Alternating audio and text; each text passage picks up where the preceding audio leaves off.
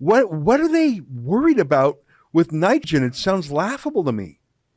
It is laughable, and that is what you should take away from this. It's not a real crisis. Obviously, nitrogen isn't a problem, especially not when you consider the fact that, well, the Netherlands, like I said, is such a small piece of land. Yeah. We have our neighboring countries, Belgium and Germany, that don't have to implement any of these measures, but the Dutch government is doing it. And the real reason, obviously, behind it is that the Dutch state wants the farmers' land. Because probably there are a couple of reasons. So the farmers, first of all, they're a group in society that are very self-reliant. They are basically ungovernable in that sense. You know, they own a lot of the Dutch land, and they produce agricultural products. They have livestock. They produce beef.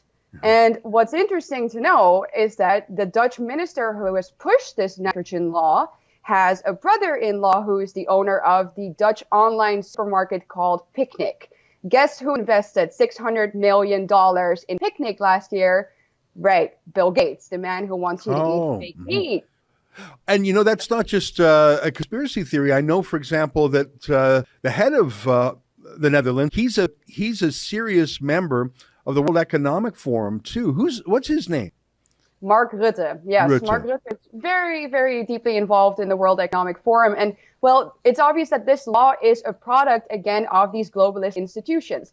Because this needs to happen before 2030.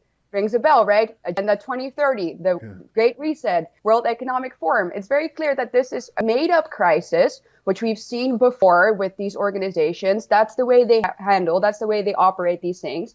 They say, we have a crisis, and you are the ones that are going to have to solve this by giving up all of your rights. Yeah. So that's happening here. They're taking away these farmers' land. They're taking away property because they see a future for us in which we're completely dependent on the state. You eat bugs, and, well, they own your land. You own nothing, and you'll be happy is what they say to you. But these farmers are not happy, and I'm so proud that they're finding this.